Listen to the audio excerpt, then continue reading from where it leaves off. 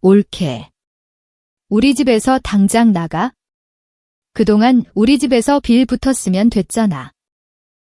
이제 엄마도 죽었고이 집에 붙어 있을 이유가 없잖아. 제가 이 집에서 어떻게 살아왔는데? 어떻게 그런 말씀을 하세요? 지금까지 얹어 산 거지? 엄마가 불쌍하다면서 두둔하지 않았으면 진작 내쫓겼을 거야. 사연 시작 전 구독, 좋아요와 함께 어디서 보고 계신지 댓글로 남겨주세요.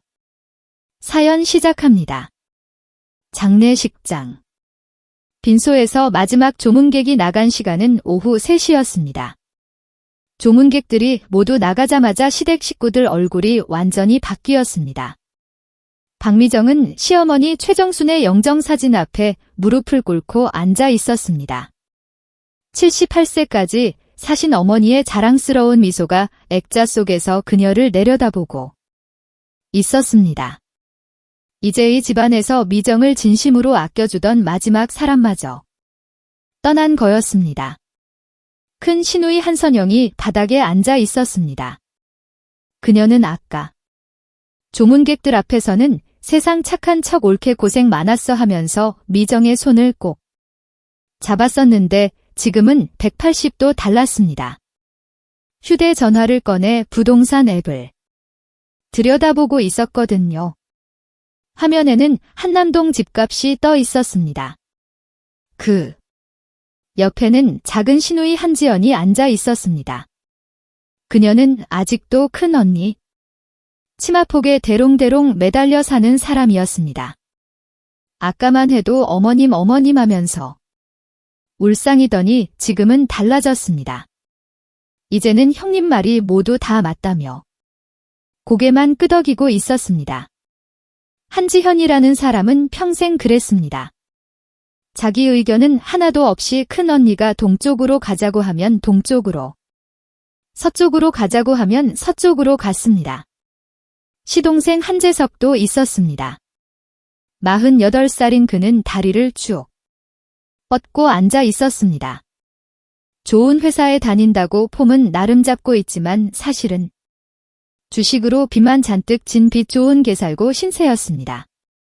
아까 조문객들한테는 25년간 어머니 모시느라 고생하셨다고 거창하게 말하더니 이제는 본색을 드러내며 벌써 계산기를 두드리고 있었습니다. 아마 집값을 형제끼리 몇 등분할지 계산하는 모양인가 봅니다. 그 옆에는 시동생이 아내 윤소라가 앉아 있었습니다. 신살인데도 아직 20살인 줄 아는 철없는 여자였습니다. 형님, 우리 좀 이해해 줘요라고 부드럽게 말하고 있었지만 그녀의 눈은 완전히 다른 걸 보고 있었습니다. 미정의 손가락에 반지를 보더니 목에 걸린 목걸이를 훑더니 손목 시계까지 살펴보고 있었거든요. 윤소라의 눈에는 이미 모든 것에 가격표가 붙어 있는 것 같았습니다. 미정은 이 모든 걸 지켜보면서 생각했습니다. 남편 한성호가 3년 전 암으로 세상을 떠난 뒤로 이 집안에서 자신을 진심으로 대해주는 사람은 시어머니뿐이었었구나. 한성우는 살아있을 때도 별로 도움이 안 됐지만 그래도 명목상이나마 아내를 보호해주는 역할은 했었거든요. 하지만 남편이 죽고 나서는 완전히 달라졌습니다. 시댁 식구들이 미정을 대하는 태도가 노골적으로 차가워졌거든요. 어머니 보고 계세요? 어머니가 돌아가시자마자 이 사람들의 본색이 다 나왔네요. 그녀의 머릿속에 25년 전이 떠올랐습니다. 의과대학본과 2학년이던 미정은 똑똑하다는 소리를 들으며 살았습니다. 그런데 한성우라는 같은 대학교 선배를 만나면서 모든 것이 바뀌었죠. 결혼할 때 시어머니가 딱 잘라 말했습니다. 며느리가 의사라니 그럼 누가 집안을 돌보지? 미정이 내가 학교를 그만두고 우리 아들을 뒷바라지해야지. 바보 같은 27살의 미정은 사랑에 눈이 멀어 있었습니다. 지금이면 절대 안 했을 터무니없는 조건을 그냥 다 받아들였습니다. 괜찮아. 나중에 다시 공부할 수 있을 거야. 그게 25년 전이었습니다. 의대를 자퇴하고 시집 미정을 기다린 건 상상도 못한 시집살이였습니다. 새벽 5시부터 밤 12시까지였습니다. 시댁 식구들은 미정에게 늘 불만, 투성이었습니다. 아휴, 반찬은 왜 이렇게 짜? 청소도 제대로 못하네. 역시 공부만 했던 애라 살림은 영 안 되나 봐. 남편한테 하소연해도 소용없었습니다. 아, 피곤해. 당신은 집에만 있으니까. 좋겠다. 집에만 있기는요. 하루 종일 부려먹히면서 제대로 대접받은 적이 한 번도 없었는데 말이에요. 그런데 시어머니만은 조금 달랐습니다. 처음엔 시어머니도 다른 시댁 식구들과 비슷했습니다. 하지만 미정이 몰래 동네 한의원에서 아르바이트를 시작하면서 관계가 바뀌었습니다. 그날 밤을 미정은 선명히 기억하고 있었습니다. 시어머니가 어깨를 움켜잡고 끙끙거리며 잠을 못 이루고 계셨거든요. 밤이 깊었습니다. 미정이 조심스럽게 시어머니의 방문을 열었습니다. 어머님, 괜찮으세요? 하고 물어보니 어깨가 너무 아파서 잠을 못 자겠다고 하시더라고요. 미정이 한의원에서 배운 간단한 침수를 떠올렸습니다. 조심조심 어깨를 풀어주기 시작했습니다. 처음엔 겁이 났습니다.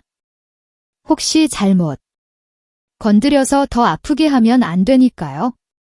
다행히 바늘이 혈자리에 들어가자 놀라운 일이 일어났습니다.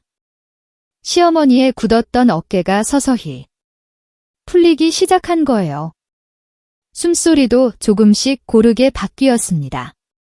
그때 시어머니가 말씀하셨습니다. 아이고, 내가 이런 재주가 있었구나. 정말 신통하다. 시어머니 얼굴에 떠오른 미소를 미정은 평생 잊을 수 없었습니다. 그 이후로 시어머니는 미정을 다르게 보기 시작했습니다. 다른 시댁 식구들 모르게 용돈도 주시고 가끔은 그냥 둘이서 차 한 잔 마시며 이야기도 나누었습니다. 미정이 넌 참 똑똑한 애다. 나중에 꼭 내가 하고 싶은 일을 해라. 이 집에 매여 있지 말고 시어머니만이 미정의 진짜 가치를 알아봐 주셨던 거였습니다. 특히 남편이 암투병을 하던 3년간은 시어머니가 미정의 든든한 지지자였습니다. 미정이 병원 간병과 집안일을 혼자 다 감당할 때 시어머니만은 미정이 너무 무리하지 말고 몸조리하라고 하며 걱정해 주었습니다. 남편이 세상을 떠난 후에도 시어머니는 미정을 친딸처럼 아껴 주었습니다. 그런 시어머니가 이제 영원히 떠났습니다. 바로 그때였습니다.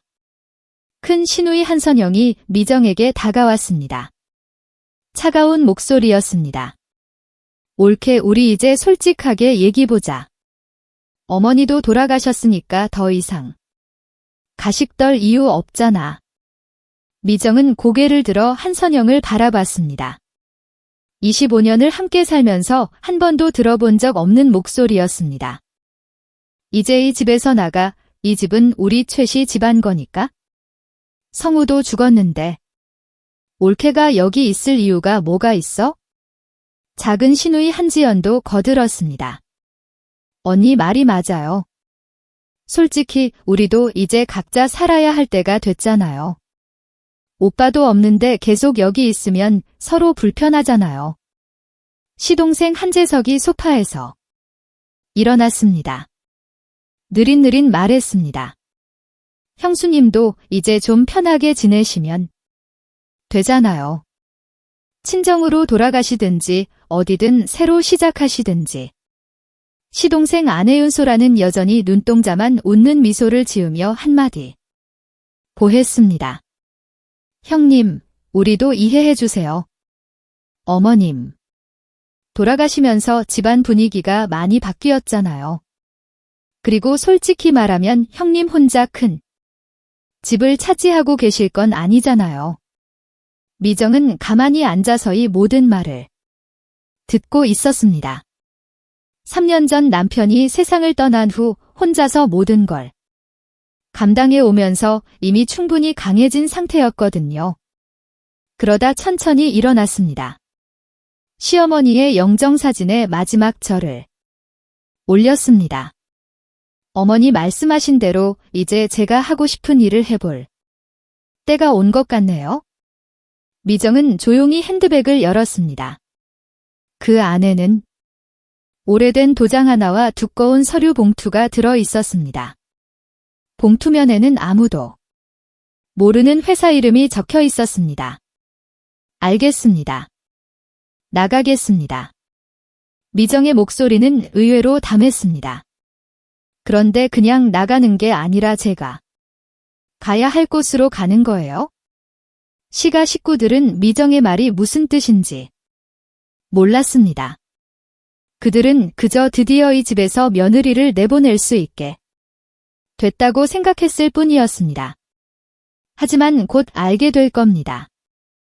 25년 동안 자신들이 얼마나 큰 착각을 하고 살았는지 말입니다. 미정이 집을 나서자 시댁 식구들은 드디어 해방됐다는 듯 안도의 한숨을 쉬었습니다. 큰 시누이가 한선영이 제일 먼저 입을 열었습니다. 드디어 끝났네. 이제 우리끼리 집안 정리하면 되겠다. 시동생 한재석은 벌써 계산기를 꺼내고 있었습니다. 집값이 얼마나 나올까요? 한남동이니까 최소 20억은 넘을 것 같은데. 시동생 안내 윤소라가 말했습니다. 형님이 조용히 나가서 다행이에요. 며느리 신분으로는 법적으로 상속받을 게 별로 없잖아요. 그들은 미정이 왜 그렇게 담담하게 나가는지 전혀 궁금해하지 않았습니다. 25년을 함께 살았지만 정작 미정이 어떤 사람인지는 전혀 몰랐습니다. 한편 미정은 택시 뒷자리에 앉아 있었습니다. 운전기사가 물었습니다. 어디로 모실까요? 강남구 역삼동으로 가 주세요. 택시가 움직이기 시작했습니다. 미정은 핸드백 안에 서류 봉투를 만지작거렸습니다. 운전기사가 뒷거울로 미정을 쳐다봤습니다. 많이 힘드시죠? 미정이 작게 웃었습니다. 오히려 후련해요. 25년 만에 처음으로 자유로워진 기분이거든요. 어떻게 된 일이세요? 의대생이었는데 결혼하면서 학업을 포기했었어요. 시댁 식구들 뒤치다꺼리만 25년을 했죠. 그래도 의사가 되고 싶은 꿈은 포기하지 않았어요. 집안 몰래 한의학을 공부했거든요. 한의사 면허도 땄고요. 택시가 한강대교를 지나면서 미정이 말을 이었습니다. 처음엔 동네 아주머니들에게 침술로 치료해드리고 용돈 정도 받았는데 입소문이 나면서 환자분들이 많아졌습니다. 그래서요. 10년 전엔 작은 한의원을 차렸고 지금은 강남의 한방병원 여러 곳을 운영하고 있습니다. 미정이 핸드백에서 명함만화를 꺼냈습니다. 택시가 역삼동에 접어들자 미정이 말했습니다. 저기 보이는 높은 빌딩으로 가 주세요. 혹시 거기서 일하세요? 미정이 조용히 웃었습니다. 제가 그 빌딩 주인이에요. 네, 운전기사가 깜짝 놀랐습니다. 25년 만에 진짜 제 집으로 가는 거예요? 택시가 빌딩 앞에 멈췄습니다. 운전기사가 요금을 받지 않겠다고 했습니다. 선생님, 새로운 시작 응원합니다. 빌딩 정문으로 들어서자 경비 아저씨가 허리를 숙였습니다. 사장님, 어서 오십시오. 미정이 엘리베이터를 타고 25층 사장실로 올라갔습니다. 비서와 병원 원장들이 줄지어 기다리고 있었습니다. 사장님, 오랜만입니다. 미정이 사장실 의자에 앉으며 말했습니다. 앞으로는 자주 나올 것 같아요. 이제는 직접 챙기면서 일할 수 있을 것 같거든요. 그 시각 한남동 집에서는 시댁 식구들이 시어머니 방을 뒤지고 있었습니다. 통장이나 중요한 서류들을 찾아보려는 거였습니다. 하지만 아무것도 나오지 않았습니다. 한선영이 짜증을 내며 말했습니다. 어머니가 도대체 어디에 숨겨놨을까? 그들은 전혀 몰랐습니다. 정작 중요한 것들은 이미 25년 전부터 미정이 차곡차곡 준비해 놓았다는 것입니다. 미정은 사장실에서 창밖을 내려다보며 속으로 중얼거렸습니다. 어머니 말씀하신 대로 이제 정말 제가 하고 싶은 일만 하면서 살게요. 식구들은 늦잠을 자고 일어났습니다. 어젯밤까지 시어머니 방을 뒤지느라 늦게 잠들었거든요. 큰 시누이 한선영이 제일 먼저 움직였습니다. 오늘부터 본격적으로 시작해야지. 그녀는 구청으로 향했습니다. 집 명의를 자신 앞으로 바꾸려고 했거든요. 구청 민원실에서 한선영이 서류를 내밀었습니다. 어머니가 돌아가셔서 집을 상속받으려고 왔습니다. 직원이 컴퓨터를 확인해 보더니 고개를 갸우했습니다. 이상하네요. 집 명의가 최정순 어르신이 아니라 박미정 씨로 되어 있는데요. 한선영의 얼굴이 굳었습니다. 박미정이요? 그게 우리 형수인데 언제 명의 변경된 거예요? 10년 전에 명예 변경이 됐네요. 한선영은 다리에 힘이 빠져 의자에 털썩 앉았습니다. 한편 시동생 한재석은 은행 창구에서 있었습니다. 한남동 집을 담보로 5억 정도 빌리고 싶습니다. 은행원이 서류를 들여다보더니 눈썹을 찌푸렸습니다. 고객님이 부동산 소유주가 아니신데요? 한재석이 목소리를 높였습니다. 그럴 리가요. 저희 집인데요. 명의는 박미정 씨.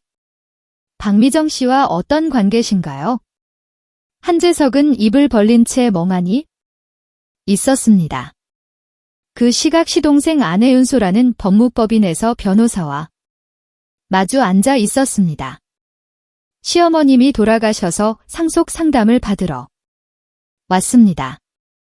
변호사가 등기부등본을 확인하더니 이상한 표정을 지었습니다. 이상하네요. 집 소유자가 박미정 씨로 되어 있는데요.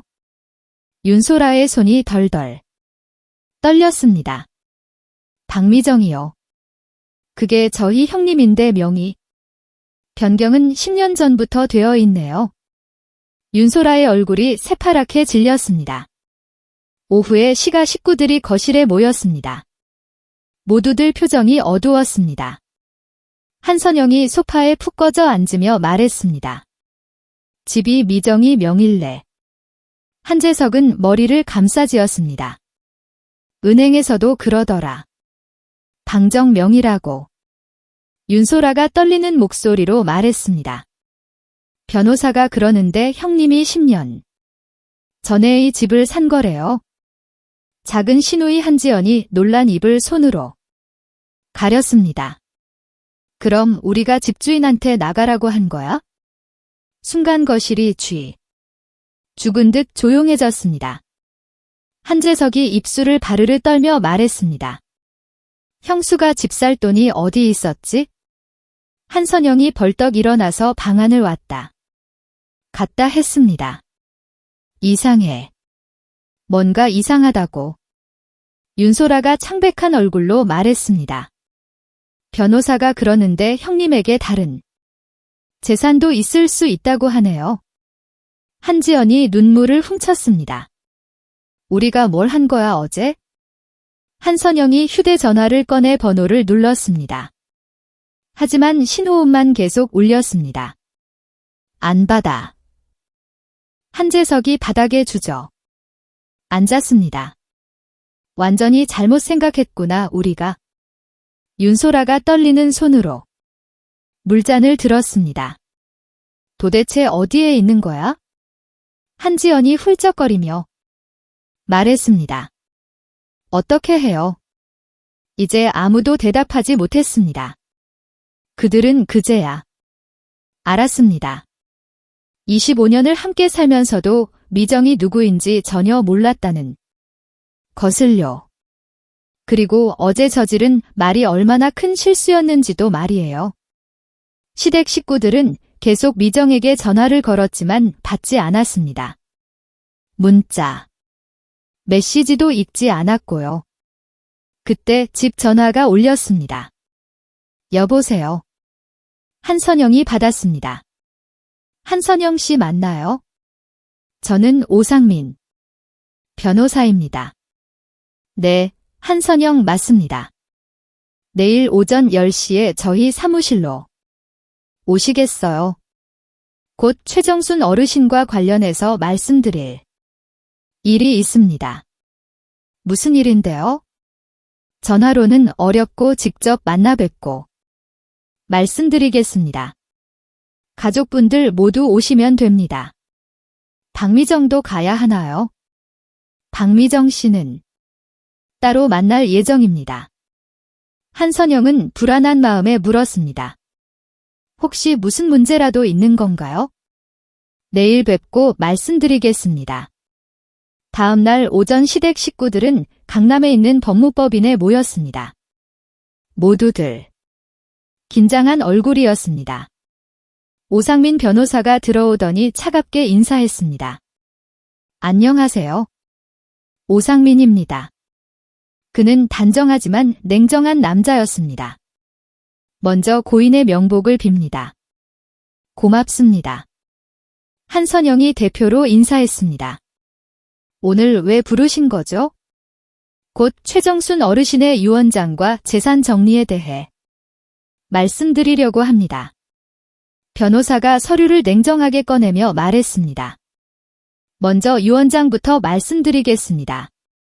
네, 어르신께서 3년 전에 작성하신 유언장이 있습니다. 3년 전이요? 네, 의 내용을 읽어드리겠습니다. 변호사가 유언장을 펼쳤습니다. 나 최정수는 건강할 때의 유언을 남깁니다.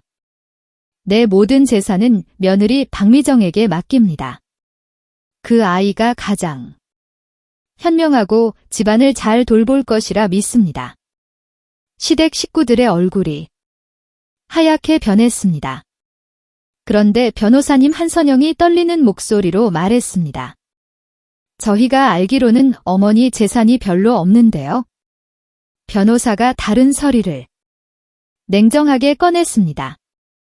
그게 아닙니다. 고인의 재산 목록을 정확히 말씀드리겠습니다. 네, 먼저 한남동 자택 현재 시세 20억입니다. 한재석이 어깨를 축늘뜨리며 중얼거렸습니다. 20억이나 된다고요? 네, 그런데 이미 10년 전에 박미정 씨 명의로 변경되었습니다. 변호사가 딱딱한 목소리로 계속 말했습니다. 강남 역삼동 메디컬 빌딩 현재 시세는 900억입니다. 윤소라가 얼굴이 하얗게 질리며 물었습니다. 900억이나 된다고요? 맞습니다. 이것도 박미정 씨 단독 명의입니다. 한선영이 벌떡 일어나 소리쳤습니다. 말이 안 돼요? 그럴 리가 없습니다. 변호사가 차갑게 쳐다봤습니다. 여기 모든 서류가 있습니다. 의심스러우시면 직접 확인해 보세요. 또한 한방병원 5곳과 의료기 회사 1곳이 있습니다.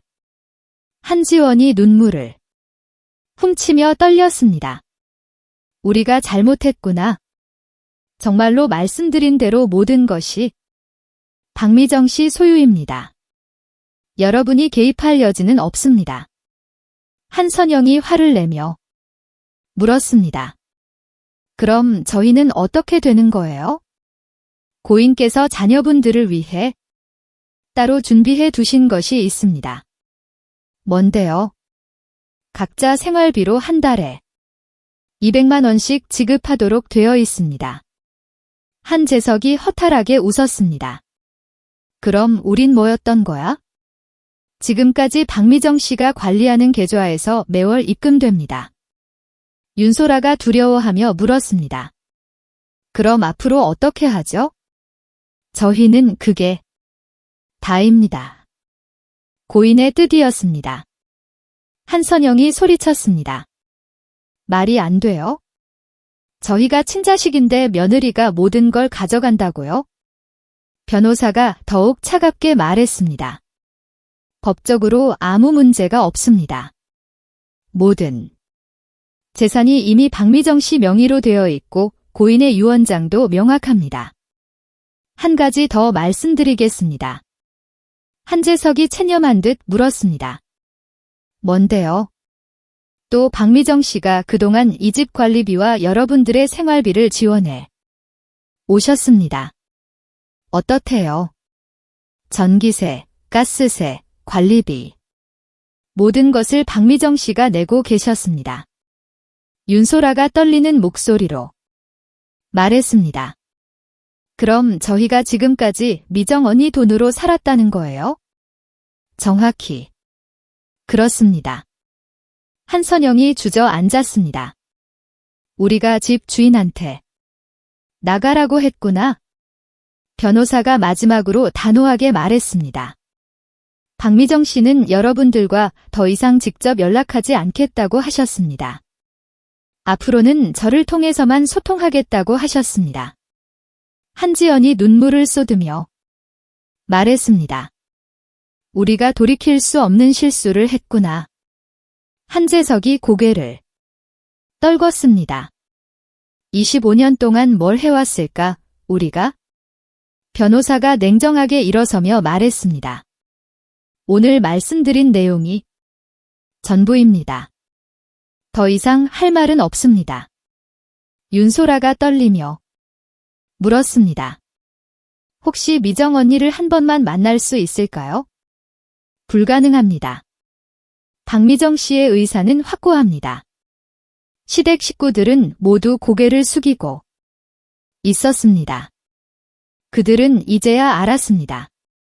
25년 동안 미정이 얼마나 큰 사람이었는지를요. 그리고 자신들이 얼마나 어리석고 배은망덕했는지도 말이에요. 변호사 사무실에서 돌아온 지 일주일이 흘렀습니다. 큰 시누이는 거실에 멍한 채 앉아 있었습니다. 그날 들었던 말이 아직도 귀에서 맴돌았거든요. 그때 남편 강도현이 푸석한 얼굴로 들어왔습니다. 여보, 큰일 났어. 왜 그래? 회사가 끝났어. 거래처가 다 끊기고 은행 대출도 회수 들어왔어. 얼마나 8억.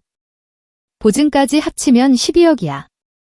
한선영의 다리가 툭 풀리며 의자에 주저앉았습니다. 12억이라고 이건 끝장이구나. 강도현은 고개를 숙였습니다. 방법이 없다. 나도 모르겠어? 한선영은 며칠 동안 잠을 이루지 못했습니다. 하지만 계속 부정하고 싶었거든요. 설마 미정이가 정말 그런 큰 인물이겠어? 변호사가 잘못 말한 거 아닐까? 그런데 현실은 냉정했습니다. 일주일 후 강도연의 회사는 완전히 문을 닫았습니다. 직원들은 모두 떠났고 사무실도 비어버렸습니다. 그제야 한선영은 인정할 수밖에 없었습니다. 여보, 내가 미정이한테 한번 말해볼게. 강도현이 고개를 들었습니다. 그 사람이 도와줄까? 모르지. 그래도 매달려 봐야지. 한선영은 떨리는 손으로 전화를 걸었습니다.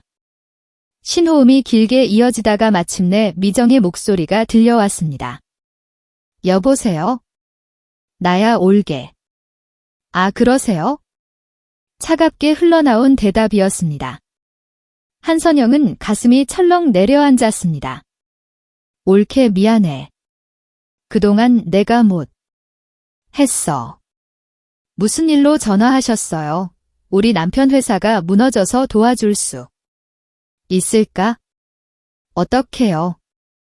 10억만 빌려줄 수 있을까? 한동안 침묵이 흘렀습니다. 그리고 서늘한 목소리가 들려왔습니다. 형님, 지금 뭐라고 하신 거예요? 우리가 길바닥에 앉게 생겼어. 미정의 목소리는 낮고 단단해졌습니다. 형님, 일주일 전에 저한테 뭐라고 했는지 기억하시죠? 한선영은 숨이 막혔습니다. 25년 동안 우리 집에서 빌어먹고 살았으니 나가라고 하셨죠? 그건 순간 화가 나서 그랬던 거야? 저한테 한 번이라도 고맙다고 하신 적 있나요? 한선영은 대답할 수 없었습니다. 새벽 5시부터 밤 12시까지 일했을 때요. 반찬이 짜다고 욕하시던 거 기억 안 나세요? 한선영의 눈물이 후두둑 떨어졌습니다. 한 번도 없었습니다. 그러면서 이제 와서 도와달라고 하세요. 한선영은 손으로 얼굴을 가리며 흐느습니다. 우리 한 집안 식구잖아. 한 번만 살려줘. 미정이 짧게 웃었습니다. 한 집안이요. 일주일 전까지만 해도 저는 그 집에서 빌어먹고 살았습니다. 며느리였는데 말이에요. 한선영은 바닥에 무릎을 꿇었습니다. 내가 완전히 잘못 생각했어. 용서해줘, 형님. 세상에는 돌이킬 수 없는 일이 있어요. 한선영의 목소리가 떨렸습니다. 마지막으로 한 번만. 사람을 함부로 대하면 언젠가는 그 값을 치르는 겁니다. 참 한 달에 200만 원 받으시잖아요. 그걸로 사세요. 뚝소리가 나며 전화가 끊어졌습니다. 한선영은 멍하니 휴대폰을 내려다보다가 바닥에 던지고 엎드려 울었습니다. 잠시 뒤 남편 강도현이 다가와 물었습니다. 어떻게 됐어? 안 돼, 완전히 끊겼어. 부부는 서로 바라보다가 동시에 바닥에 주저앉았습니다. 며칠 후 강도현은 짐을 싸고 있었습니다. 어디가? 친구 집에 몸 좀 피해야겠어? 나도 같이 갈까? 아니야. 여보는 여기 있어? 혹시 모르니까. 문이 닫히자 집안은 텅 비었습니다. 한선영은 홀로 거실에 앉아 있었습니다. 전화도 오지 않았습니다. 부엌에서의 소리만 쨍쨍하게 들렸습니다. 그날 밤 한선영은 눈을 감을 수 없었습니다. 25년 동안 했던 말들이 떠올랐습니다. 살림을 못한다. 반찬이 짜. 우리 집에서 얻어먹고 산다. 하나하나 다 기억났거든요. 아침이 되자 한선영은 깨달았습니다. 자신이 무시하고 업신여던 며느리가 사실은 온 가족을 먹여 살리던 사람이었다는 것을요. 그리고 자신은 그 사람의 돈으로 살면서 교만을 부렸다는 것도 말이에요. 한선영은 바닥에 주저앉아 울었습니다. 돌이킬 수 없는 일을 저질렀다는 걸 이제야 알았지만 이미 너무 늦어버린 뒤였습니다. 윤소라는 화장 거울 앞에 앉아 새빨간 립스틱을 바르고 있었습니다. 거울 속에 비친 자기 얼굴을 보며 속으로 중얼거렸습니다. 아직은 괜찮네. 나 정도면 아직도 충분히 통하잖아. 그녀는 만족스럽게 웃었습니다. 요즘 들어 미정 이야기로 시끄럽긴 했지만 설마 자신한테까지 불똥이 트라고는 생각하지 않았거든요. 그때였습니다. 띵동 초인종이 울렸습니다. 누구세요? 문을 열자 택배 기사가 서 있었습니다. 윤소라 씨 맞으시죠?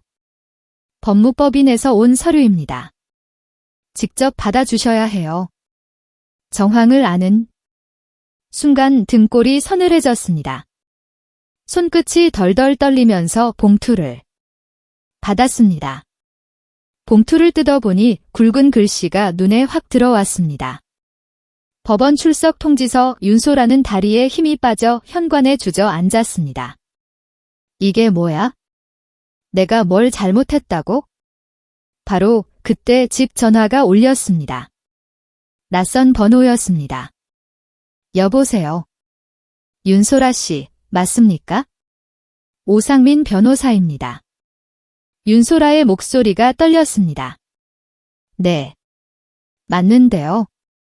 내일 오전 10시에 저희 사무실로 오십시오. 중요한 얘기가 있습니다. 무슨 일인데요? 직접 오셔서 확인하시면 됩니다. 뚝. 전화가 끊어졌습니다. 그날 밤 윤소라는 한숨도 못 잤습니다.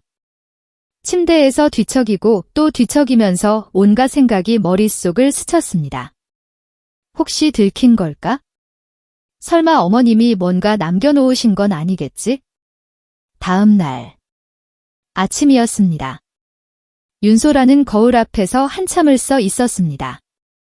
평소보다 더 진한 화장을 하고 있었지만 손이 계속 떨려서 아이라이너가 제대로 그어지지 않았습니다.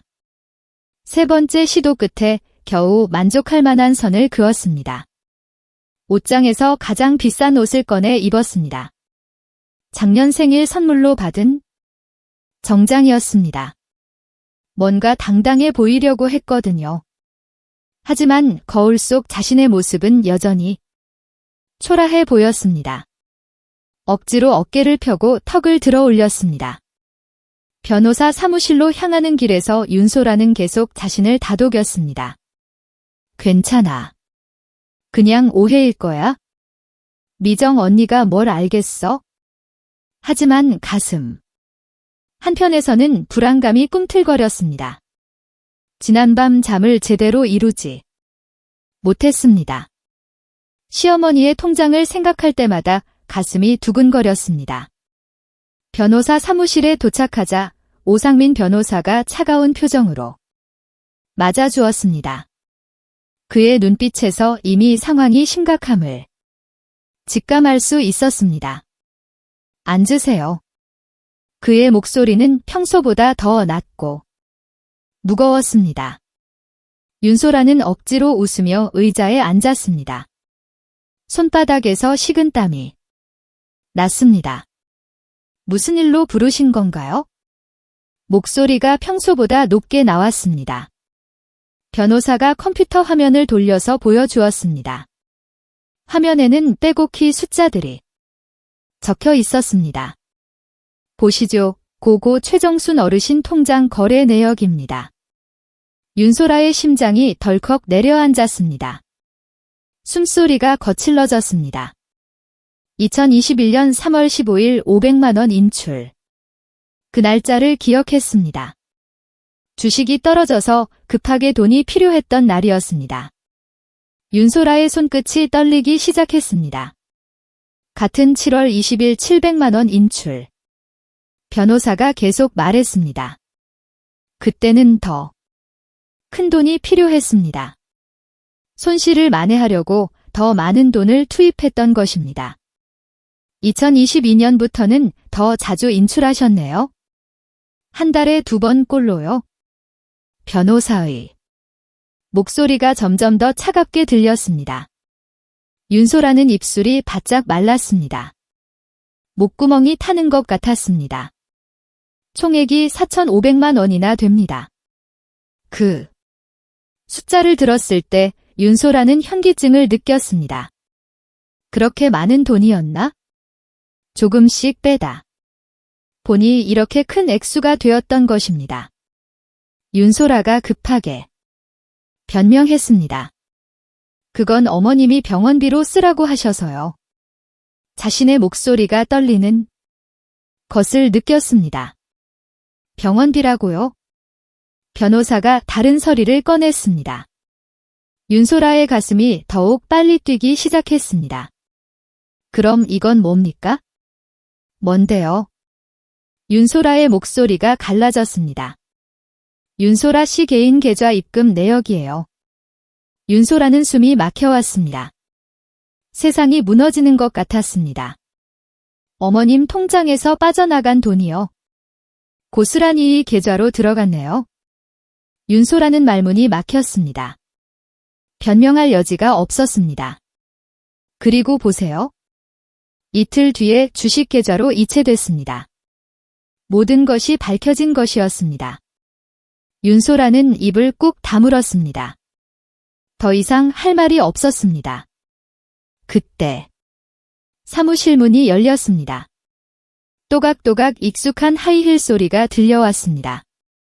하지만 평소와는 다른 느낌이었습니다. 더 단단하고 결연한 소리였습니다. 미정이 들어왔습니다. 검은 정장 차림에 단정하게 올린 머리.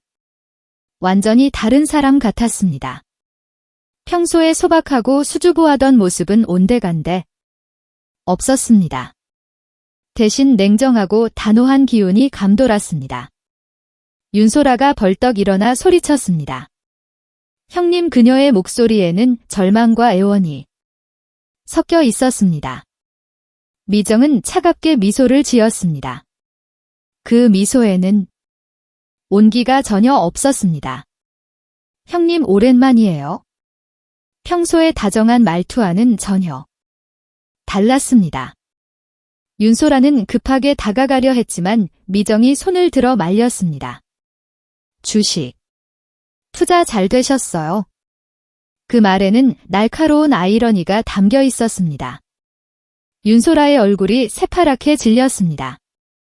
미정이 모든 것을 알고 있었던 것입니다. 미정이 의자에 앉으며 가방에서 작은 녹음기를 꺼냈습니다. 윤소라는 그 순간 무엇인가 매우 나쁜 일이 일어날 것임을 직감했습니다. 어머니가 돌아가시기 전에 남기신 말씀이 있거든요. 딸깍 녹음기에서 시어머니 최정순의 목소리가 흘러나왔습니다. 윤소라는 그 목소리를 듣는 순간 온몸에 힘이 빠졌습니다. 미정아, 소라가 내 돈 빼다가 주식한다더라. 병원비라고 속이면서 말이야. 시어머니의 목소리는 생전과 똑같았습니다. 윤소라는 그 자리에서 바닥에 주저앉았습니다. 다리에 힘이 들어가지 않았습니다. 시어머니 목소리가 계속 이어졌습니다. 그 애가 나한테 와서는 눈물까지 흘리면서 아이들 학원비가 부족하다고 하더라고. 그래서 더 주려고 했는데 알고 보니까 다 거짓말이야. 윤소라는 온몸이 떨렸습니다. 그날의 기억이 생생했습니다. 정말로 눈물을 흘리며 시어머니께 돈을 달라고 했던 것입니다. 아이고, 내가 그렇게 믿었던 며느리한테 속았다니. 정말 실망스럽다. 시어머니 목소리에는 깊은 상실감이 묻어났습니다. 녹음이 끝나자 방안이 조용해졌습니다. 정적이 흘렀습니다. 이정이 녹음기를 끄고 차갑게 말했습니다. 기억나. 아이들 교육비 부족하다고 눈물을 던거 윤소라는 고개를 들 수 없었습니다. 부끄러움과 죄책감이 밀려왔습니다. 그때 제가 믿고 돈을 드렸죠. 어머니. 몰래요. 미정이 또 다른 서류를 꺼냈습니다. 그 돈도 주식으로 다 날렸더라고요. 윤소라가 바닥에 엎드려 빌었습니다. 미안해요. 제가 정말 잘못했어요. 목소리가 떨렸습니다. 미정이 차갑게 물었습니다. 도박 중독 치료 받아봤어. 윤소라가 고개를 들었습니다. 뭐라고요? 주식도 도박이야. 하물며 남의 돈으로 하면 더 심각한 거고. 변호사가 차갑게 말했습니다. 횡령과 사기 혐의로 고발 가능합니다. 형사처벌을 받을 수 있습니다. 윤소라가 소리쳤습니다. 안 돼요. 저한테는 아이들이 있다고요. 미정이 일어서며 말했습니다. 그 생각을 어머니 돈을 훔칠 때 했어야지. 윤소라가 미정의 다리를 붙잡았습니다. 제발 한 번만 용서해줘요. 돌아가신 어머니를 속인 대가야? 윤소라는 바닥을 치며 울었습니다. 미정이 서류를 내려다보며 말했습니다. 훔친 돈 4,500만 원은 매달 100만 원씩 갚아. 윤소라가 절망적으로 소리쳤습니다. 어떻게 그런 돈이 있어요? 한 달에 100만 원이나. 그건 자네가 알아서 하고. 미정이 문을 열며 돌아봤습니다. 아, 그리고 아이들 교육 제대로 시키고 싶으면 정직하게 사세요. 쾅. 문이 닫히는 소리가 울렸습니다. 윤소라는 바닥에 쓰러져 울부짖었습니다. 가장 교활하고 가식적이었던 그녀의 가면이 완전히 벗겨진 순간이었습니다. 그리고 그 추악한 민낯이 온 세상에 드러난 것이었습니다. 윤소라가 변호사 사무실에서 나온 그날 오후였습니다. 집까지 가는 길이 이렇게 멀게 느껴진 적은 없었습니다. 시동생 한재석은 거실 바닥에 신문지를 깔고 앉아 소주를 마시고 있었습니다. 얼굴은 새빨갛게 달아올라 있었고 눈은 충혈되어 있었습니다. 평소보다 훨씬 많이 마신 것 같았습니다. 한재석은 소주잔을 기울이며 중얼거렸습니다. 미정이 그년이 우리를 다 망하게 만들었어. 25년 동안 우리 집에서 얻어먹고 거머리처럼 붙어 살던 주제에 그때 현관문이 열리며 윤소라가 울면서 들어왔습니다. 눈이 퉁퉁 부어있고 화장이 다 번져 있었습니다. 여보, 나 완전히 끝났어.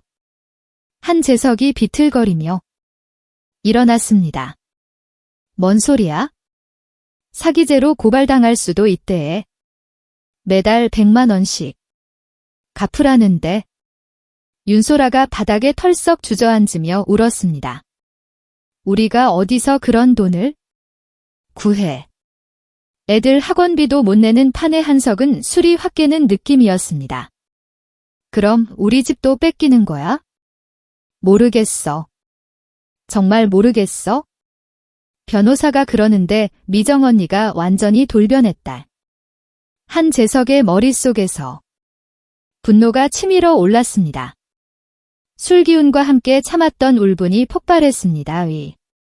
모든 게 다 미정이 그녀 때문이야. 그년이 우리를 속이고 이용한 거야? 그는 비틀을거리며 옷을 집어 입었습니다. 어디가? 윤소라가 붙잡으려 했지만 한재석은 이미 현관문을 박차고 나가고 있었습니다. 그녀한테 가서 따져봐야겠어? 도대체 뭘로 우리를 보는 건지? 한재석은 길거리에서 택시를 잡아탔습니다. 강남역 3동으로 가 주세요. 빨리 가. 주세요. 운전기사가 뒷거울로 한재성을 쳐다봤습니다. 손님이 많이 취하신 것 같은데 괜찮으세요? 멀쩡해요. 빨리 가 주세요. 택시 안에서 한재석은 계속 중얼거렸습니다. 박미정이 그녀의 뭐가 대단하다고 분노가 점점 커져갔습니다. 25년간 쌓인 모든 것들이 한순간에 무너지는 것 같았습니다. 30분 후 택시가 미정의 빌딩 앞에 도착했습니다. 한재석은 차창 밖으로 보이는 거대한 건물에 압도되었습니다. 이 모든 시간 동안 미정이 이런 곳에서 일하고 있었다는 사실이 믿기지 않았습니다. 택시비를 지불하며 그의 손이 미세하게 떨렸습니다. 술기운과 분노가 뒤섞인 채로 그는 비틀거리며 내려섰습니다. 저 높은 곳에서 우리를 내려다보고 있었구나. 빌딩을 올려다보며 한재석은 뒤늦은 배신감에 사로잡혔습니다. 25년이라는 세월 동안 자신들이 얼마나 무지했는지 깨달았습니다. 로비로 들어서자 대리석 바닥과 화려한 조명이 눈에 들어왔습니다. 높은 천장과 현대적인 인테리어 오가는 사람들의 세련된 모습이 그의 초라함을 더욱 부각시켰습니다. 한재석은 더욱 화가 났습니다. 자신의 옷차림과 술 냄새가 이곳과 얼마나 어울리지 않는지 뻔히 보였지만 분노가 모든 것을 압도했습니다. 어디로 가시는 건가요? 경비원이 정중하지만 경계심을 품고 다가왔습니다. 한재석의 어수선한 외모와 술 냄새를 이미 감지한 듯 했습니다. 박미정 만나러 왔습니다. 약속은 있으신가요? 한재석은 그 질문에 더욱 격분했습니다. 가족이 가족을 만나는데 왜 약속이 필요하단 말입니까? 약속 있습니다. 나 그 여자 시동생이에요. 한재석이 소리를 지르자 로비에 있던 사람들이 모두 쳐다봤습니다. 정장 차림의 직장인들이 수군거리기 시작했습니다. 그들의 시선이 한재석을 훑어보며 품격 없는 침입자라는 판단을 내리고 있음이 분명했습니다. 하지만 한재석은 이미 자제력을 잃은 상태였습니다. 죄송하지만 약속 없이는 올라가실 수 없습니다. 경비원이 정중하지만 단호하게 말했습니다. 그의 목소리에는 이런 상황을 여러 번 겪어본 경험이 묻어났습니다. 뭐라고요? 나 가족인데 왜 못 올라가요? 한재석이 목소리를 높이자 다른 경비원도 다가왔습니다. 로비의 분위기가 긴장으로 가득해졌습니다. 오가는 사람들이 발걸음을 늦추며 상황을 지켜보기 시작했습니다. 손님 조용히 해주세요. 다른 분들에게 피해가 됩니다. 피해. 내가 누구한테 피해를 준다고? 한재석은 경비원들을 밀치고 엘리베이터로 달려갔습니다. 25년간 쌓인 모든 좌절과 분노가 한 순간에 폭발하는 순간이었습니다. 그는 자신이 얼마나 우스꽝스러운 모습인지도 모른 채 오직 미정을 대면하고 싶다는 생각뿐이었습니다. 서세요. 경비원들이 쫓아왔지만 한재석은 이미 엘리베이터 안으로 뛰어 들어갔습니다. 문이 닫히기 전에 경비원이 손을 넣으려 했지만 늦었습니다. 한재석은 25층 버튼을 연달아 눌렀습니다. 손가락이 떨리고 있었지만 그는 멈추지 않았습니다. 올라가서 따져보자. 엘리베이터가 올라가는 동안 한재석은 거울에 비친 자신을 봤습니다. 머리는 헝클어져 있고 얼굴은 술로 빨갛게 달아올라 있었습니다. 넥타이는 비뚤어져 있고 셔츠는 굽겨져 있었습니다. 하지만 그는 자신의 초라한 모습을 개의치 않았습니다. 그래도 상관없어. 오늘은 끝장을 봐야겠어. 25층에 도착하자 엘리베이터 문이 열렸습니다. 고급스러운 사무실이 펼쳐져 있었습니다. 깔끔한 리셉션 데스크와 세련된 인테리어, 조용하지만 활기찬 업무 분위기가 한재석을 더욱 자극했습니다. 이 모든 것이 미정의 것이라는 사실이 받아들여지지 않았습니다. 박미정 어디 있어? 한재석은 비서실로 뛰어들어갔습니다. 젊은 비서가 깜짝 놀라며 일어났습니다. 그녀의 얼굴에는 당황과 경계심이 동시에 떠올랐습니다. 누구신데요? 어떻게 올라오셨어요? 나 한재석이요. 박미정의 시동생입니다. 비서는 한재석의 말을 믿기 어려워했습니다. 이렇게 거친 모습의 사람이 정말 사장님의 가족일까 하는 의구심이 영역했습니다. 죄송하지만 사장님은 지금 회의 중이세요. 회의. 무슨 회의? 당장 나오라고 해. 한재석은 비서를 밀치고 사장실 문을 벌컥 열었습니다. 그의 행동에는 절제가 전혀 없었습니다. 사장실 안에는 미정이 큰 회의 테이블에 앉아 있었습니다. 병원 원장 5명과 함께 서류를 보며 진지하게 이야기를 나누고 있었습니다. 회의실 분위기는 전문적이고 품이 있었습니다. 박미정.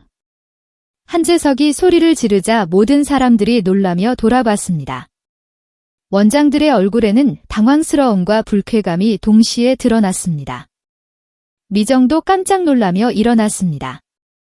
하지만 그녀는 곧 침착함을 되찾았습니다. 어떻게 여기까지? 미정의 목소리에는 놀라움보다는 실망감이 더 짙었습니다. 한재석의 모습을 보며 그녀는 오랫동안 참아왔던 모든 것을 떠올렸습니다. 왜냐고 너 때문에 우리 가족이 다 망했잖아.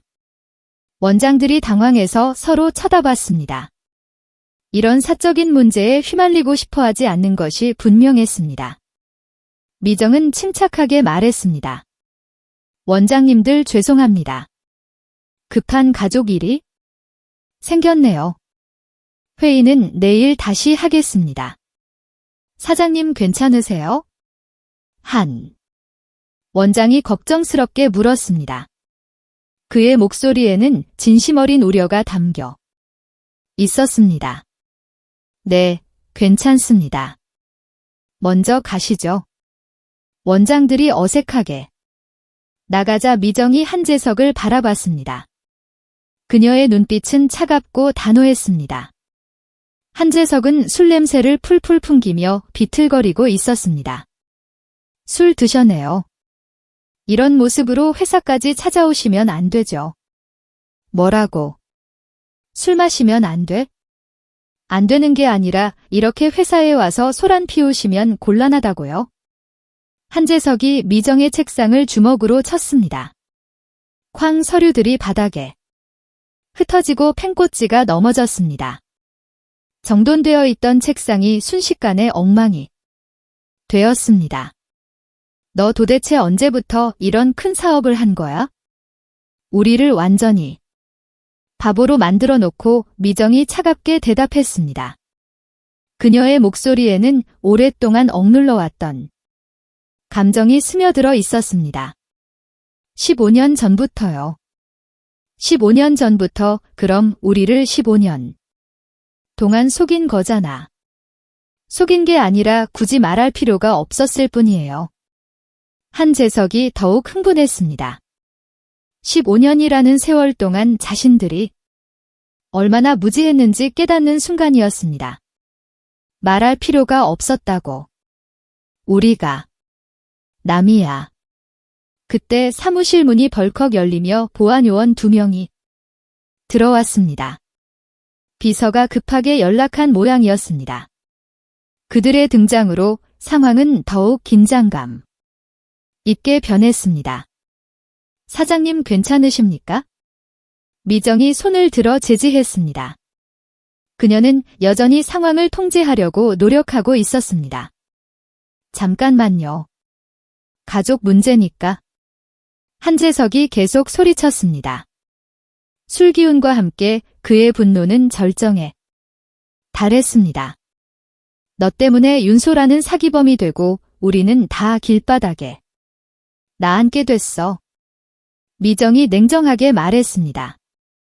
그녀의 목소리에는 더 이상의 동정심이 남아있지 않았습니다.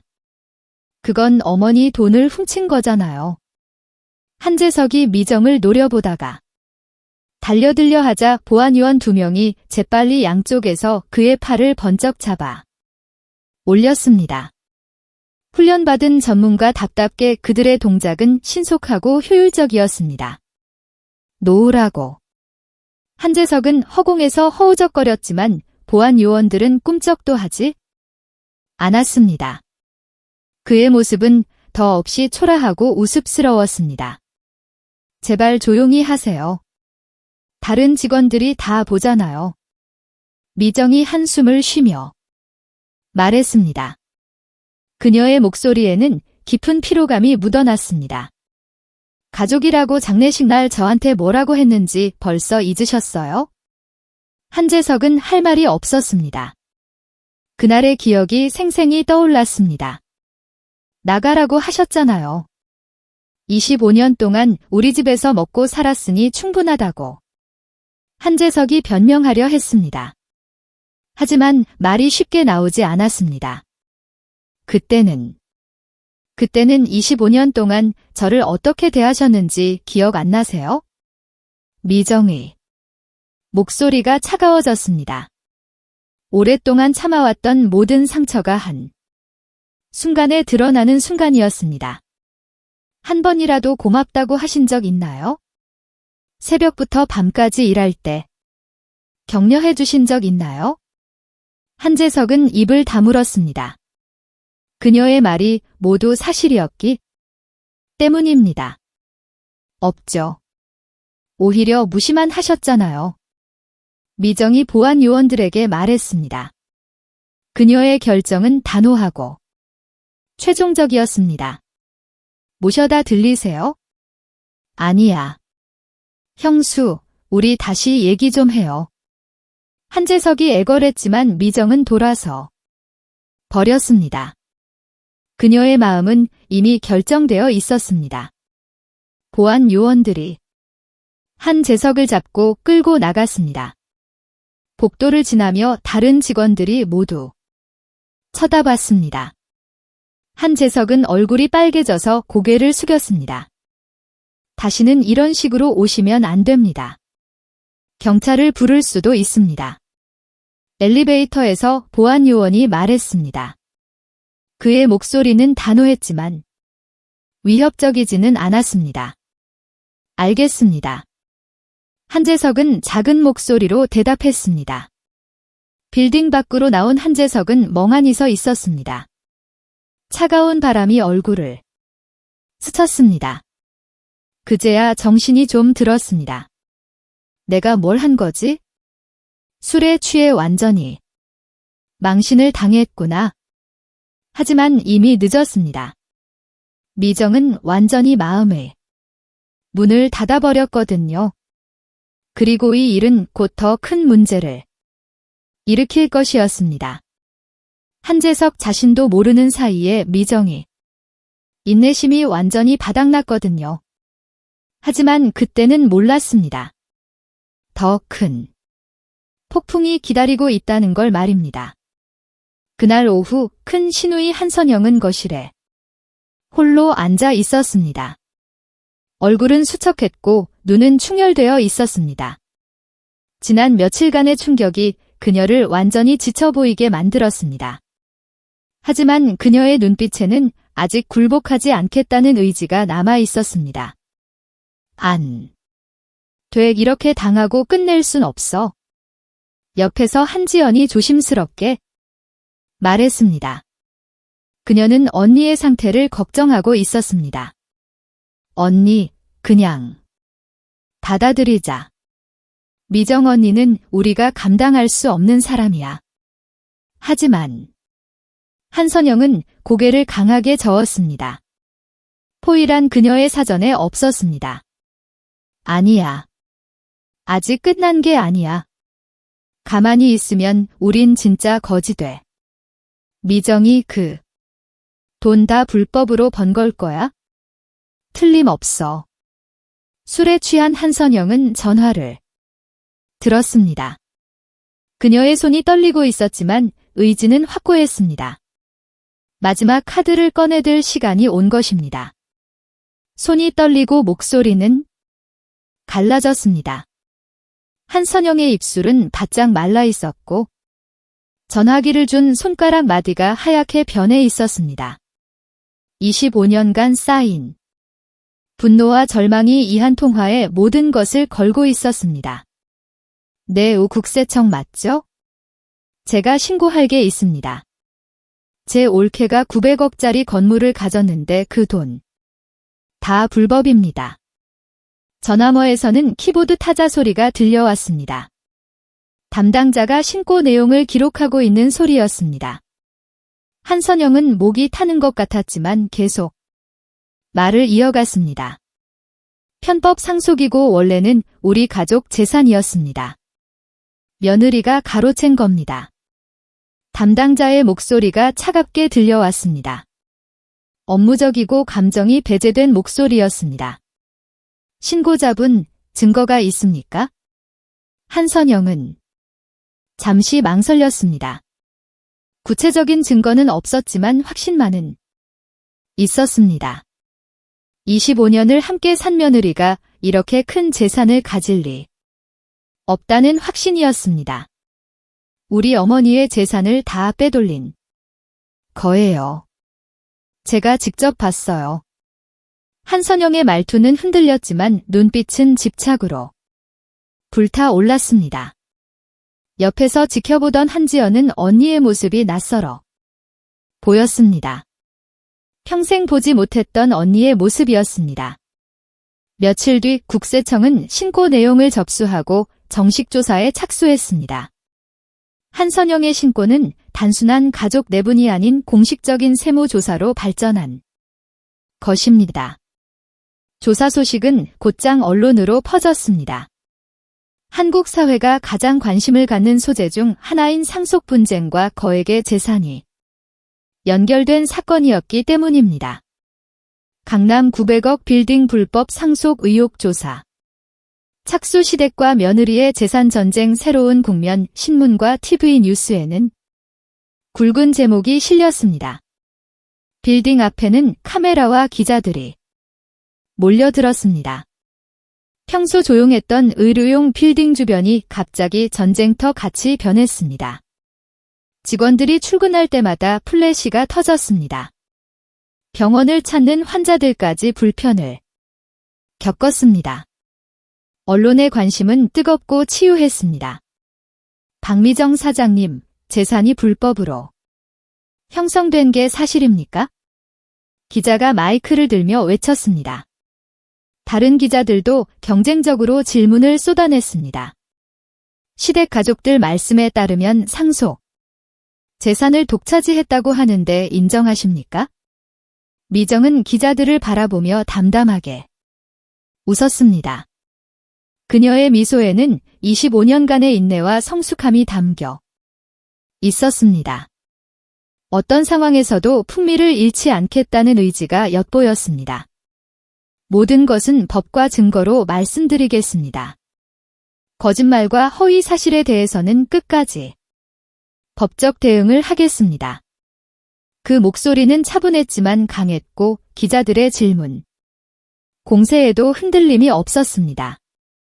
오히려 기자들이 미정의 당당함에 잠시 압도되는 분위기였습니다. 그날 아침 미정은 회의실에서 직원들과 사업 계획을 논의하고 있었습니다. 평상시와 다름없는 업무를 이어가려고 노력하고 있었습니다. 하지만 직원들의 표정에는 불안감이 역력했습니다. 그때 비서가 다급하게 들어왔습니다. 사장님, 국세청 조사관들이 오셨습니다. 순간 회의실이 술렁했습니다. 직원들은 서로 불안한 눈빛을 주고받았습니다. 국세청 조사라는 것이 얼마나 심각한 사안인지 모든 사람이 알고 있었습니다. 곧 검은 양복을 입은 조사관 3명이 들어왔습니다. 그들의 표정은 엄숙하고 업무적이었습니다. 박미정 씨 맞습니까? 조사관의 목소리는 건조하고 공식적이었습니다. 네, 전입니다. 미정의 대답 역시 침착하고 정중했습니다. 귀하의 재산 형성 과정에 대해 세무 조사를 실시하겠습니다. 지금부터 관련 자료를 모두 확인해야 합니다. 공기가 얼어붙었습니다. 직원들은 속삭였습니다. 이런 상황을 처음 겪어보는 이들이 대부분이었습니다. 정말 불법이 있었던 건가? 이러다 회사 큰일 나는 거 아니야? 하지만 미정은 흔들림이 없었습니다.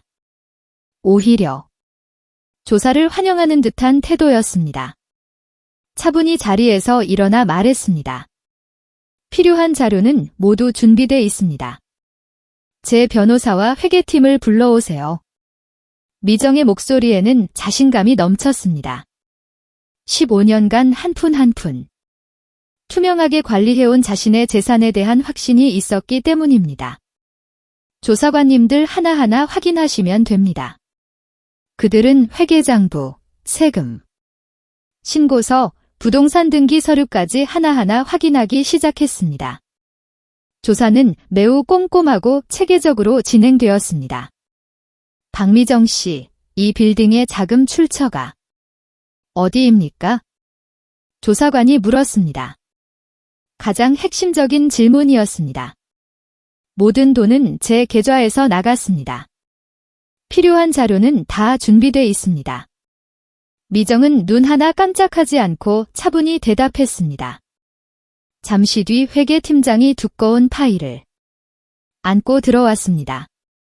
파일 속에는 작은 한의원에서 시작해 지금에 이르기까지의 과정이 꼼꼼히 기록되어 있었습니다. 2년 뒤 지점, 2곳, 5년 뒤에는 병원 체인, 10년 차에는 의료기기 회사 설립과 투자 내역까지 15년간의 성장 과정이 한눈에 보이도록 정리되어 있었습니다. 예상보다 훨씬 투명하군요. 조사관은 서류를 넘기며 고개를 끄덕였습니다. 그의 표정에 놀라움이 스쳐갔습니다. 그런데 제보자는 불법 상속이라고 주장했습니다만 그때 옆에 있던 다른 조사관이 낮은 목소리로 말했습니다. 미정은 잠시 미소를 지었습니다. 그 미소에는 복잡한 감정이 담겨 있었습니다. 편법, 상속이라뇨. 어머니께서는 제 사업을 늘 응원해 주셨습니다. 그녀는 준비해 둔 녹음 파일을 재생했습니다. 어머니의 목소리가 선명하게 흘러나왔습니다. 미정아, 내가 하고 싶은 일 열심히 해라. 내가 가진 건 다 내 거다. 조사관들은 순간 서로를 바라보며 놀란 기색을 감추지 못했습니다. 예상과 전혀 다른 상황이었습니다. 이 증언은 언제 녹음된 겁니까? 한 조사관이 물었습니다. 3년 전입니다. 어머니께서 직접 유언장을 작성하시던 시기였죠. 조사관은 유언장 사본과 녹취록 그리고 자금 흐름을 다시 대조했습니다. 모든 것이 정확히 일치했습니다. 의심할 여지가 전혀 없었습니다. 한남동지 판선영은 TV 뉴스를 보며 미친 듯이 웃었습니다. 히스테리에 가까운 웃음이었습니다. 봐, 이제 됐어.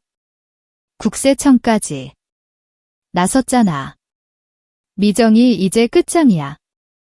지연은 얼굴이 창백해져 중얼거렸습니다. 언니의 모습이 무서워 보였습니다. 언니, 우리 괜히 더 큰일 나는 거? 아니야. 국세청은 장난이 아니잖아.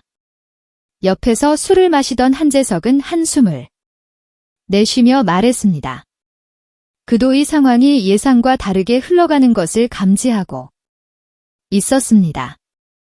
만약 미정이가 무죄로 밝혀지면 우리 쪽이 더 큰 화를 입을 수도 있어. 하지만 이미 한선영은 멈추지 못했습니다. 돌이킬 수 없는 강을 건너버린 것입니다. 사장실 창가에 있던 미정은 조용히 창밖을 바라봤습니다. 깊은 숨을 내쉬며 속으로 중얼거렸습니다. 어머니 가족들이 이렇게까지 할 줄은 몰랐습니다. 하지만 괜찮아요.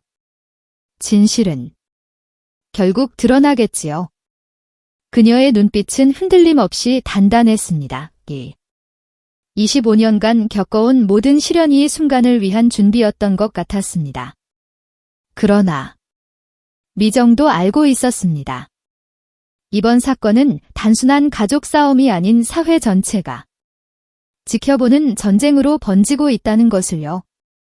그리고 이것은 아직 시작일 뿐이었습니다. 속보 박미정 사장 세무조사 초기 결과 이상 없음. 그 무렵 빌딩 앞에 모여있던 기자들에게 속보가 전해졌습니다. 기자들이 웅성거리며 서로를 바라봤습니다. 아니 그럼 시댁 쪽에서 허위 신고를 한 건가? 이거 오히려 역풍이 불겠는데 상황은 완전히 뒤바뀌고 있었습니다. 가해자와 피해자의 위치가 바뀌어 가고 있었습니다.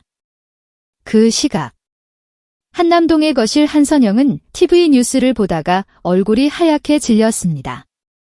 믿을 수 없다는 표정이었습니다. 언니 이제 진짜 큰일 났어. 허위 신고면 역으로 처벌받을 수도 있대. 한지연이 떨리는 목소리로 말했습니다. 옆에서 술을 마시던 한재석은 그만 술잔을 떨어뜨렸습니다. 잔이 바닥에 부딪혀 산산이 부서졌습니다. 미정이가 우리 다 끝장낼 수도 있어. 그제야 한선영의 손에서 휴대폰이 미끄러져 바닥에 떨어졌습니다. 한선영은 믿을 수 없다는 듯 입술만 파르르 떨었습니다. 25년간 무시해 온 며느리가 이렇게 완벽하게 준비되어 있을 줄은 꿈에도 생각하지 못했습니다. 그 시간 미정은 사장실 창가에서 있었습니다. 빌딩 앞에서 쏟아지는 기자들의 플래시가 창문 너머로 번쩍였습니다. 그녀는 흔들림 없는 눈빛으로 밖을 바라보며 속으로 조용히 말했습니다. 이제 시작입니다. 25년간 참아온 모든 것들을 정리할 시간이 왔군요. 미정의 얼굴에는 평온함이 감돌았습니다. 마치 오랫동안 기다려온 순간이 마침내 도래했다는 안도감 같은 것이었습니다. 그녀는 이 모든 상황을 예상하고 있었던 것일까요? 아니면 단지 정직하게 살아온 사람의 당당함이었을까요? 어쨌든 한 가지는 확실했습니다. 전쟁에서 진실은 미정의 편에 서 있다는 것이었습니다. 이제 시작이군요. 진짜 반격은 지금부터입니다. 미정의 눈빛에는 25년간 축적된 침묵의 힘이 서여 있었습니다. 그것은 분노가 아닌 오랜 인내 끝에 도달한 냉철한 결이었습니다. 국세청 세무조사가 끝난 지 며칠 뒤 검찰은 한선영을 불러 조사에 착수했습니다. 허위 신고와 무고죄가 명백했기 때문이었습니다. 법의 수레바퀴는 이미 돌기 시작했고 이번에는 진실의 편에서 움직이고 있었습니다. 조사실 안에서 한선영은 얼굴이 창백해진 채 떨고 있었습니다. 25년간 미정을 내려다보며 느꼈던 우월감은 온데간되었고 이제 그녀는 법 앞에서 한 명의 피해자에 불과했습니다. 이 녹취록과 유언장 그리고 자금 흐름이 모두 일치합니다. 그런데 왜 박미정 씨를 불법 상속으로 몰아갔습니까? 검사는 서류를 책상 위에 내려놓으며 단호하게 말했습니다. 한선영은 손을 부들부들 떨며 겨우 대답했습니다.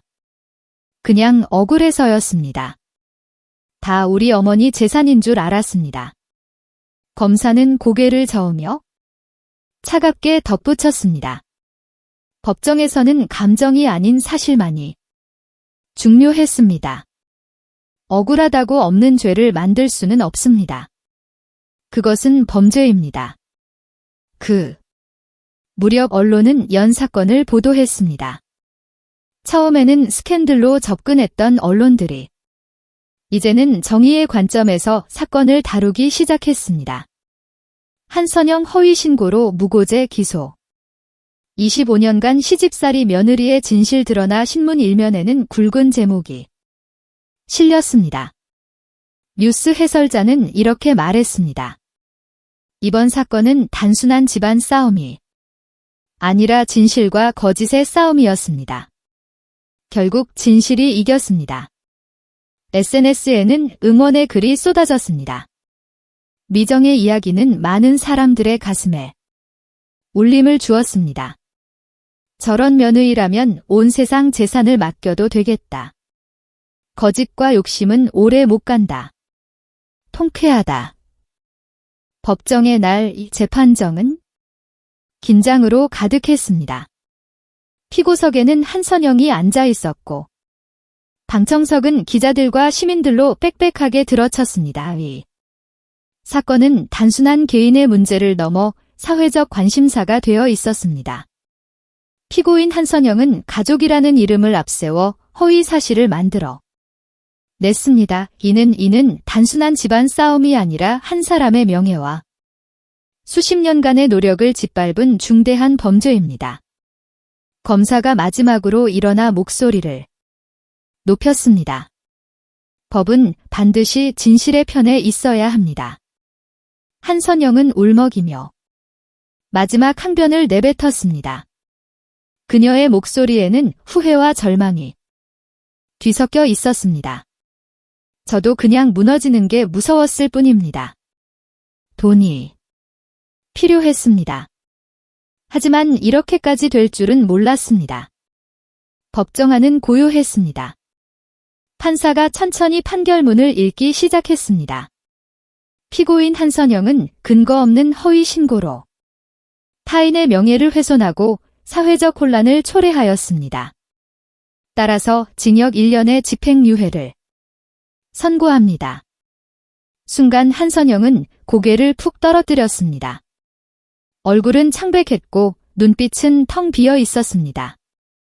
25년간 쌓아온 자신의 우월감이 한순간에 무너져 내리는 순간이었습니다. 반대편 자리에서 미정은 조용히 판결을 지켜봤습니다. 법정의 환호성도 기자들의 셔터 소리도 그녀의 마음을 흔들지 못했습니다. 그저 고개를 숙이고 잠시 눈을 감았습니다. 이 싸움은 단순히 재산 문제가 아니었습니다. 남편이 세상을 떠난 뒤 홀로 버텨온 지난 세월과 자신의 삶을 지켜내려는 싸움이기도 했습니다.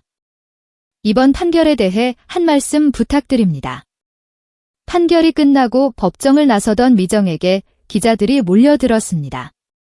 미정은 짧게 대답했습니다. 진실은 언젠가 반드시 드러납니다. 저는 그 사실을 믿었습니다. 그 한마디는 전국 뉴스의 헤드라인으로 퍼져나갔습니다. 단순하지만 깊은 울림이 있는 말이었습니다. 사건이 마무리된 후 미정은 다시 병원과 재단의 일상으로 돌아갔습니다. 그녀의 마음은 전보다 한결 단단해져 있었습니다. 남편이 곁에 있었다면 얼마나 든든했을까 하는 그리움은 여전했지만 이제는 혼자가 아니었습니다. 남편의 기억과 시어머니의 응원이 여전히 가슴속에 살아있었기 때문이었습니다. 이제 남은 삶은 환자와 학생들을 위해 그리고 세상을 밝히는 데 쓰겠다. 그것이 곧 나를 지켜준 사랑에 보답하는 길이다. 미정은 창밖을 바라보며 조용히 다짐했습니다.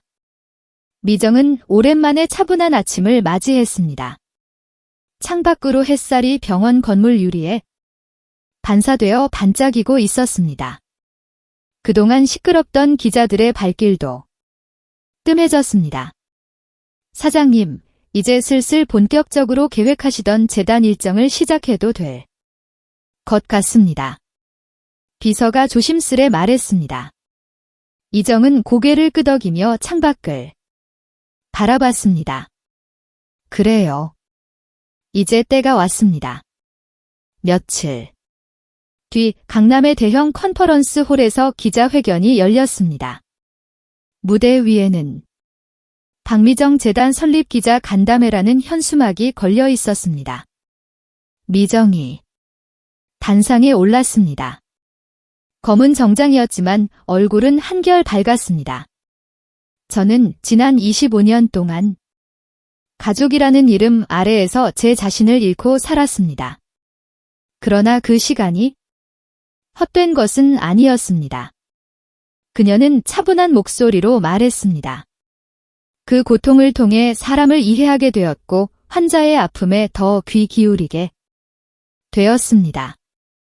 재단은 의료소의 계층을 돕고 젊은 의학 인재들을 지원하는데 쓰일 것입니다. 제가 받은 사랑과 배움을 이제는 세상에 돌려드리고자 합니다. 순간 기자들의 플래시가 연이어 터졌습니다. 방청석에서는 잔잔한 박수 소리가 흘러나왔습니다. 900억 빌딩 주인 며느리 재단. 설립으로 사회환원 억울한 며느리에서 국민적 존경 인물로 며칠 뒤 신문. 일면에는 다시 미정의 이름이 크게 실렸습니다. TV 뉴스에서는 이렇게 해설했습니다. 단순히 억울한 며느리의 반격이 아니라 진실로 사회적 선으로 이어진 드문 사례입니다. 국민들에게 큰 울림을 주고 있습니다. 재단 설립식이 끝난 후 미정은 홀로 사무실에 앉아 사진을 한 장 꺼냈습니다. 젊은 시절 의대를 다니던 자신과 웃고 있는 남편의 모습이었습니다. 형씨, 이제야 약속을 지켰습니다. 당신이 살아 있었다면 얼마나 든든했을까요? 미정은 사진을 쓰다듬으며 조용히 속삭했습니다. 그래도 전 혼자가 아니에요. 어머님의 말씀과 당신의 기억이 늘 제 곁에 있으니까요. 그녀의 눈가에 눈물이 맺혔지만 이번엔 슬픔보다는 따뜻한 기운이 더 컸습니다. 미정은 창밖을 바라보았습니다. 도시의 불빛 사이로 그녀의 병원과 새로 세운 재단 건물이 나란히 서 있었습니다. 남은 생은 환자와 학생들을 위해 쓰겠습니다. 그리고 더 이상 두려움에 끌려다니지 않고 내가 선택한 길을 따라 당당히 걸어가겠습니다. 그녀는 마음속으로 다시 다짐했습니다. 바람이 불어와 커튼이 부드럽게 흔들렸습니다. 미정의 얼굴에는 처음으로 진정한 자유의 미소가 떠올라 있었습니다. 25년간의 긴 터널을 지나 마침내 도달한 새로운 출발점이었습니다. 이제 그녀의 이야기는 복수가 아닌 치유와 나눔의 새로운 장을 열어갈 것이었습니다. 자유의 미소가 떠올라 있었습니다. 이 이야기가 가슴에 남는다면 친구와 가족, 지인에게 공유해 주세요. 누군가의 인생이 당신의 이야기일지도 모릅니다. 구독, 좋아요와 함께 어디서 보고 계신지 댓글로 남겨 주세요. 감사합니다.